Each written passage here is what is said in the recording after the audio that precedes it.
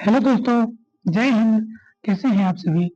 उम्मीद करते हैं मस्त, जबरदस्त एवं शानदार होंगे और अपना परीक्षा बेहतरीन तरीके से देकर आए होंगे। तो जैसा कि आज हो गया है 1 नवंबर और आज की सेकंड शिफ्ट भी समाप्त हो चुकी है, तो मैं आप सभी के बीच में एकदम रियल और ऑथेंटिक क्वेश्चन लेकर हाजिर हूँ। तो आइए आप सभी हमारे साथ बने रहिए इस वीडियो के लास्ट तक। जिनका एग्जाम नहीं हुआ है उनके लिए ये वीडियो मोस्ट इम्पोर्टेंट है।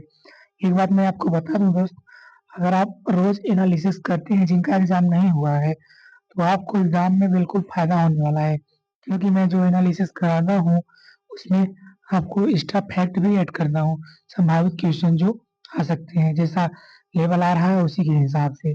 ठीक है, तो आप हमारा वीडियो रोज देख सकते हैं। ठीक है, तो आपको एग्जाम में फायदा होने वाला है, किसी प्रकार का घाटा होने वाला नहीं है। 15-20 मिनट की वीडियो में आपको बहुत ज्ञान मिलने वाला है। ठीक है, तो चलिए टाइम वेस्ट ना करते हुए आते हैं आज के टॉपिक पे सीधे। तो देखते हैं क्या क्वेश्चन पूछा गया था आज की शिफ्ट में।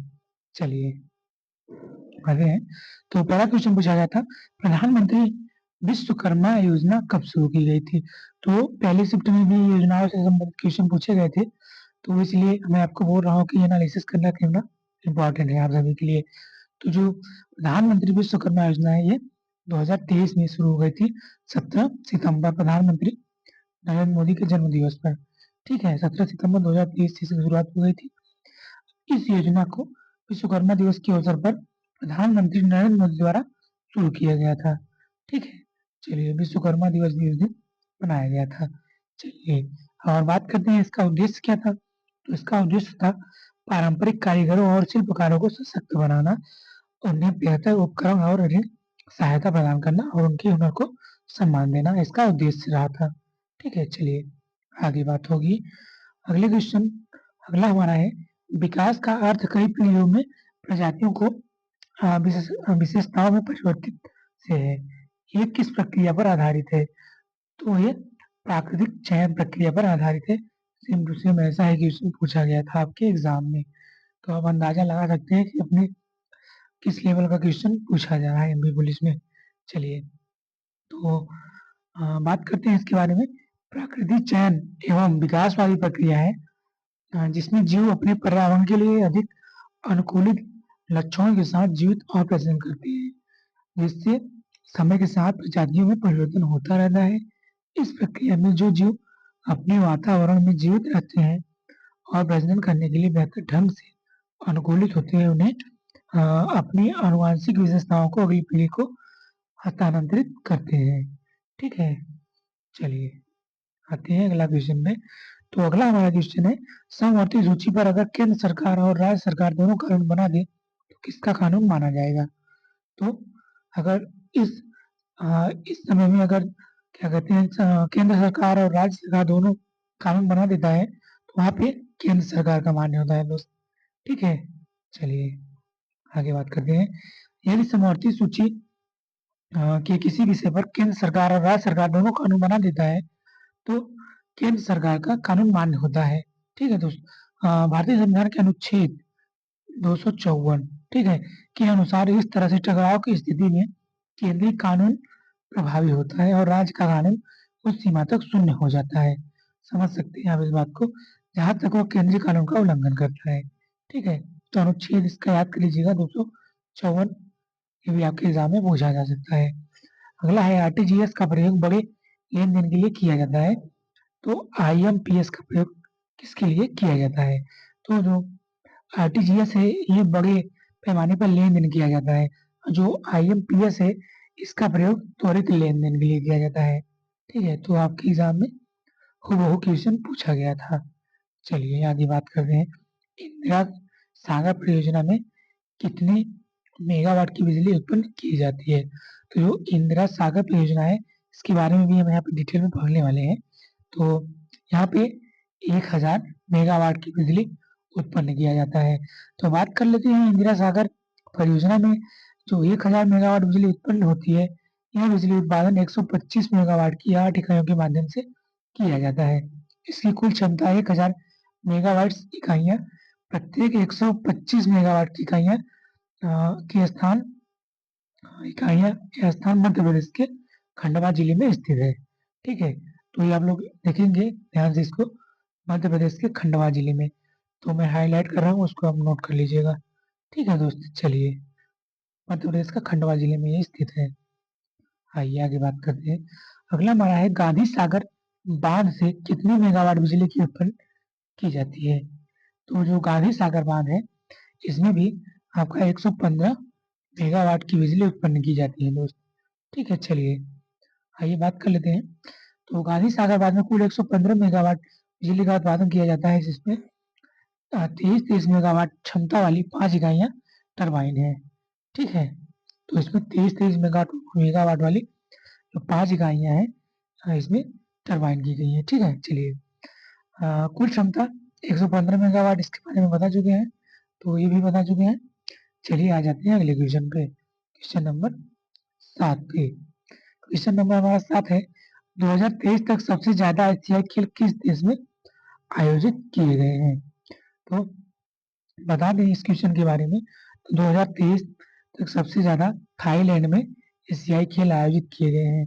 ठीक है, तो ये 1966 में किए गए थे, 1970, 1978, 1998, ये 4 बार सबसे ज्यादा एशियाई खेल आपके थाईलैंड में आयोजित किए गए थे, जिसमें दूसरे नंबर पर दक्षिण कोरिया है, जहाँ पे 3 बार आयोजित किया गया है।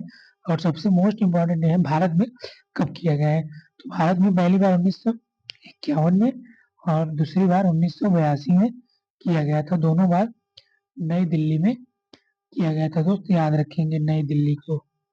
ठीक है, एग्जाम में पूछा जाता है आपके। तो भारत में कब एशियाई खेलों का आयोजन किया गया था, तो 1951 में पहली बार और दूसरी बार 1982 में, दोनों बार दिल्ली में इसका आयोजन किया गया था। इसको भी हम लोग याद रखेंगे। चलिए आगे बात करते हैं।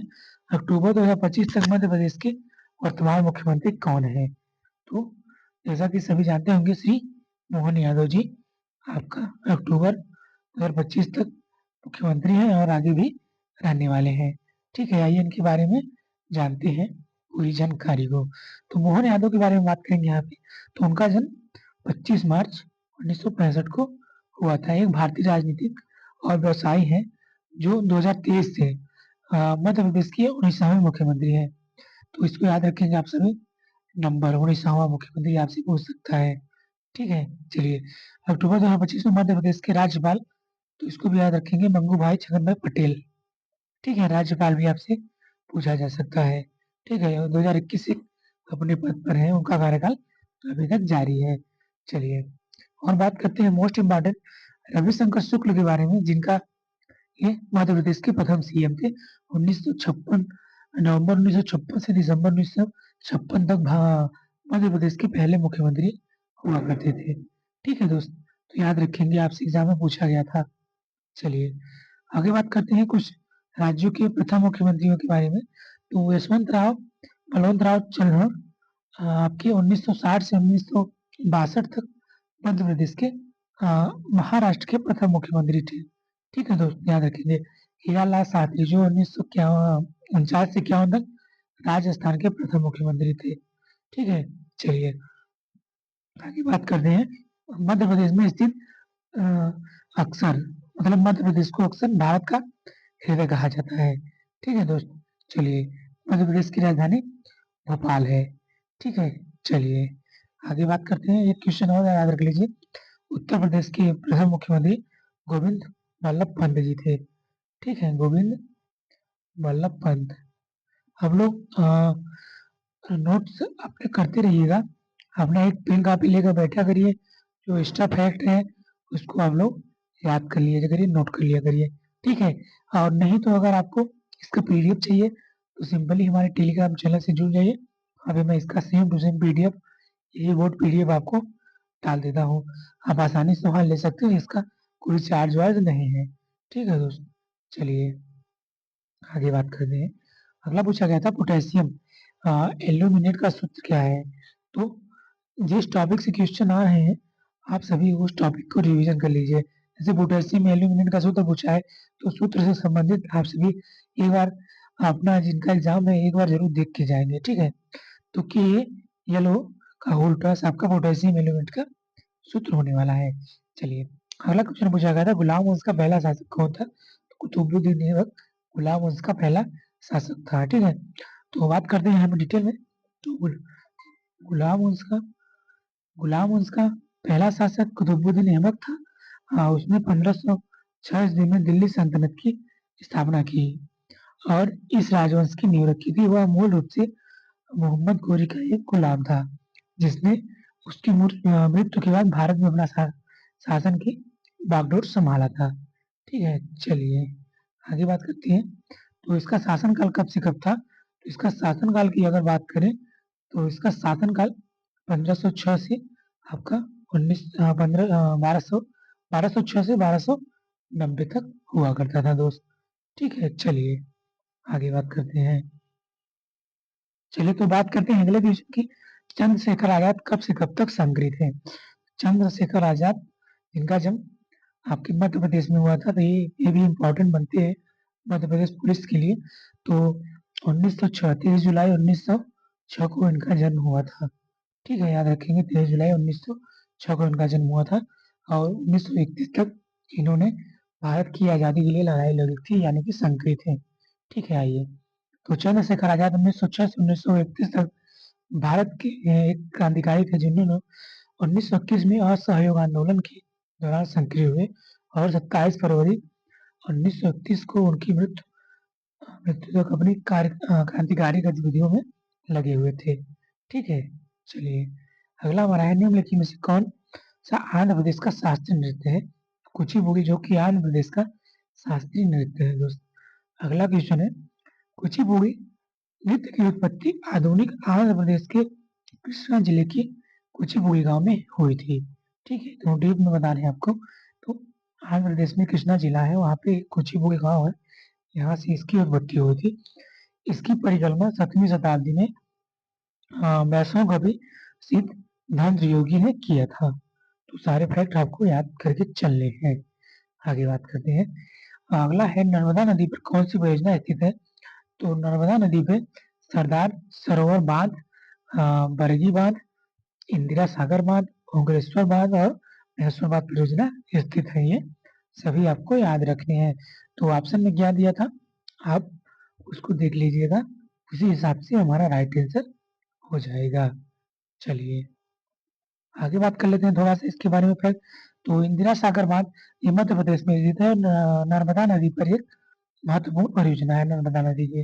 ठीक है दोस्त, आगे बात कर लेते हैं। और ओंकारेश्वर बांध ये भी मध्य प्रदेश में स्थित है, जो कि नर्मदा नदी का एक प्रमुख परियोजना है। बरगी बांध जो कि जबलपुर जिले में नर्मदा नदी के तट पर स्थित है और सिंचाई, जल आपूर्ति और जल विद्युत उत्पादन पर समर्थन करता है।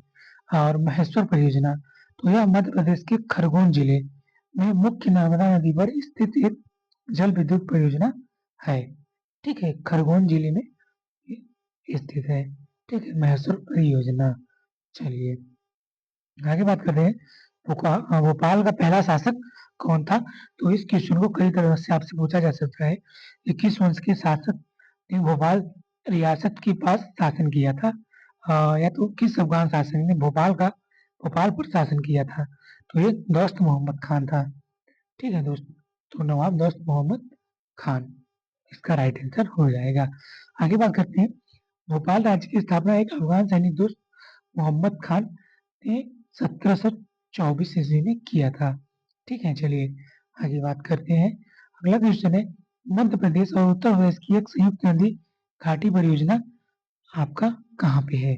तो ये उर्मिल नदी घाटी परियोजना जो कि है मध्य प्रदेश और उत्तर प्रदेश की एक संयुक्त नदी घाटी परियोजना है। ठीक है, जो उर्मिल नदी पर स्थित है। ठीक है दोस्त, चलिए इस परियोजना के तहत उर्मिल बांध और नहरों का निर्माण किया जाता है जो रबी की फसलों के लिए सिंचाई और सुविधा प्रदान करती हैं, जो कि महोबा जिले जो कि उत्तर प्रदेश में पड़ता है, यहाँ पर पीने का पानी उपलब्ध कराती है। ठीक है, चलिए आगे बात कर। गांधी सागर बांध की ऊंचाई और लंबाई कितनी है? तो बात करते हैं ऊंचाई, लंबाई, चौड़ाई सब के बारे में। तो ऊंचाई 62 मीटर है, यानी कि 204 फीट, और लंबाई 514 मीटर। ठीक है, 1686 फीट जिसे कहेंगे। चलिए यह मध्य प्रदेश के मंदसौर जिले में चंबल नदी पर बना एक चिनाई वाला गुरुत्ववाद है। ठीक है, तो सारे इंपॉर्टेंट फैक्ट जो मैं ऐड एक्स्ट्रा में किया हूँ आप सभी के लिए बहुत इंपॉर्टेंट होने वाले हैं दोस्त। चलिए आगे बात करने वाले हैं यहाँ पे। अगला है मध्य भारत का गठन कब हुआ? तो ये 28 मई 1948 को मध्य भारत का गठन हो गया था। तो मध्य भारत जिसे मालवा संघ के नाम से भी जाना जाता है, पश्चिम मध्य भारत में एक भारतीय राज्य था जिसका गठन 28 मई 1948 को 25 रियासतों को मिलाकर किया गया था। ग्वालियर इसकी शीतकालीन राजधानी थी।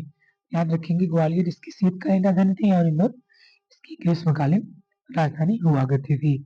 चलिए अगला क्वेश्चन है। इसका विलय 1 नवंबर 1956 को मध्य भारत यानी कि मध्य प्रदेश में विलय हो गया था। तो मध्य प्रदेश का स्थापना कब हुआ था? तो 1 नवंबर 1956 को हुआ था, याद रखेंगे। इसमें विंध्य प्रदेश और भोपाल रियासत भी शामिल की गई थी। चलिए आगे बात कर लेते हैं। हिंदू और अंग्रेजों का वर्ण कौन से काल में मिलता है? ये 1757 आपका, उसके बाद उसके बाद से आपका यहाँ का वर्ण मिलता है। ठीक है, चलिए आगे बात करते हैं। मध्य प्रदेश में कपास के लिए कौन सी मिट्टी उपयुक्त है? तो काली मिट्टी, जिसे रेंगुर मिट्टी भी कहते हैं। अगला क्वेश्चन है, इंदिरा सागर बांध किस नदी पर बनाया गया है? तो इसके बारे में चर्चा कर चुके हैं, नर्मदा नदी पर बनाया गया है। तो आप बने रहिए, अभी आगे मैथ्स और रीजनिंग के क्वेश्चन भी है, हूबहू सेम क्वेश्चन हम आपको बताने वाले हैं। इंदिरा गांधी बांध नर्मदा नदी पर है, यह मध्य प्रदेश के खंडवा जिले में स्थित एक बहु उद्देशीय परियोजना है। तो इसके बारे में भी हम लोग यहाँ पे चर्चा कर चुके हैं। चलिए आगे बात करते हैं। एलोरा की गुफाएं किस धर्म से संबंधित है? तो एलोरा की गुफाएं बौद्ध, हिंदू और जैन धर्मों से संबंधित हैं। अगला क्वेश्चन है साइंस से। एक गैल्वेनोमीटर का उपयोग किया जाता है करंट की दिशा पता लगाने में। आपका गैल्वेनोमीटर का उपयोग किया जाता है। ठंडे जल के साथ कौन सी धातु क्रिया करती है? तो ठंडे जल के साथ क्षार धातु जैसे लिथियम, सोडियम और पोटेशियम जैसी धातु क्रियाएं करती है। आगे बात करते हैं। किस धातु को केरोसिन में डुबाकर रखा जाता है? तो सोडियम, पोटेशियम और लिथियम जैसी अत्यधिक अभिक्रियाशील जो धातुएं हैं इनको केरोसिन में डुबा के रखा जाता है। कौन? पोटेशियम, लिथियम और आपका सोडियम। ठीक है, इनको केरोसिन में डुबो के रखा जाता है। अगला क्वेश्चन है, बायोलॉजी से गर्भाशय की भित्ति मोटी नहीं से मोटी क्यों हो जाती है? गर्भाशय की भित्ति मोटी क्यों हो जाती है? तो गर्भाशय की भित्ति जो मोटी होने का कारण है, इसमें हार्मोनल का असंतुलन होना है। ठीक है, विशेष रूप से एस्ट्रोजन का अधिक स्तर और प्रोजेस्टेरोन की कमी के कारण ये मोटी हो जाती है। चलिए आगे बात करते हैं। एस्ट्रोजन हार्मोन किससे संबंधित है? तो एस्ट्रोजन हार्मोन महिला यौन एवं प्रजनन स्वास्थ्य से संबंधित है। चलिए आगे बात करते हैं। पोटेशियम का सूत्र क्या है? पोटेशियम का सूत्र के है। ठीक है, आप लोग जानते होंगे। चलिए आ जाते हैं मैथ्स क्वेश्चन में। तो इस प्रकार से मैथ्स के क्वेश्चन पूछे गए थे आपके एग्जाम में। तो एक की आय 45,000 है और उसकी आय 10% प्रतिवर्ष की दर से बढ़ रही हो तो 3 साल बाद उसकी आय क्या रहेगी? तो इसको दो तरीके से सॉल्व करने का तरीका है। आप जैसे 10 से 11 ऐसे करके सॉल्व कर सकते हैं, और एक तरीका इसका और है जिससे आप सॉल्व कर सकते हैं। तो चलिए मैं सॉल्व करके नहीं बता सकता क्योंकि टाइम ज़्यादा वेस्ट होगा। आप इजी क्वेश्चन है, आप लोग सॉल्व कर लीजिएगा। मैं आपको एक रिव्यू दे रहा हूँ कि क्वेश्चन कैसे पूछा जा रहा है। ठीक है, तो वर्ग का क्षेत्रफल से एक क्वेश्चन पूछा गया था। त्रिभुज का क्षेत्रफल बताइए जिसकी ऊंचाई 10 और आधार 15 सेंटीमीटर। एकदम आसान क्वेश्चन। वृत्तीय बेलन का क्षेत्रफल पूछा गया था, माने कि आपका जो मेंसुरेशन है इससे ज्यादा क्वेश्चन पूछे जा रहे हैं, तो आपको मेंसुरेशन अच्छे से पढ़ के जाना है तैयार करके। माध्यिका से एक क्वेश्चन पूछा गया था। चलिए आयु आयु से भी लगातार क्वेश्चन पूछे जा रहे हैं। तो पहले शिफ्ट में 2 क्वेश्चन आयु से पूछे गए थे। निर्देशांक ज्यामिति से 2 क्वेश्चन और त्रिभुज आपका एक क्वेश्चन पूछा गया था सर्वांग समोह समरोध के। ठीक है, एक समचतुर्भुज का आधार 13 और ऊंचाई 10 है, तो इसका पूछा गया था शायद क्षेत्रफल। टाइपिंग नहीं हुआ है, इसका क्षेत्रफल पूछा गया था। तो आप अंदाजा लगा सकते हैं कि किस प्रकार के क्वेश्चन पूछे गए थे। तो देख लीजिए रीजनिंग के भी क्वेश्चन कैसे पूछा गया है। परसों के 5 दिन पहले गुरुवार, तो 3 दिन बाद कौन सा दिन होगा? तो आप लोग कर लेंगे, हम ऐसा आपसे उम्मीद करते हैं। चलिए, मैं आपको एक मॉडल बता रहा हूँ। चलिए, ऐसा नहीं है कि मैं नहीं कर सकता हूँ, लेकिन टाइम कम की वजह से मैं थोड़ा आपको जल्दी इस वीडियो से मुक्ति देने वाला हूँ। चलिए, तो आप अंदाजा लगा लीजिए किस प्रकार का क्वेश्चन पूछा जा रहा है। तो एनालॉजी से 5 से 6 क्वेश्चन, सेंटेंस अरेंजमेंट से आपके क्वेश्चन पूछा गया था। डायरेक्शन से 3-4 क्वेश्चन पहले भी शिफ्ट में ऐसे ही पूछा गया था। घड़ी घड़ी से भी आपके क्वेश्चन पहले शिफ्ट में भी, दूसरे शिफ्ट में भी। सीटिंग अरेंजमेंट से आपके 3 क्वेश्चन पूछे गए थे। अब पजल जो फ्लोर वाला है, कलर वाला है, जो स्टूडेंट बार बार कर रहे हैं कि पूछा जा रहा है, तो वो भी पूछा जा रहा है दोस्त। ठीक है, तो उम्मीद करते हैं आपको ये सभी सेशन हमारा पसंद आया होगा, और आप सभी वीडियो को लाइक करके चैनल को सब्सक्राइब जरूर कर लेंगे सभी दोस्त, से रिक्वेस्ट है। ठीक है, तो मिलते हैं अगली वीडियो में फिर से एक शानदार एनालिसिस के साथ में। तब तक आप सभी अपना ख्याल रखिए और अपनी पढ़ाई बेहतरीन ढंग से करते रहिए दोस्त। तो जय हिंद, जय भारत, वंदे मातरम। आप सभी अपना ख्याल रखेंगे।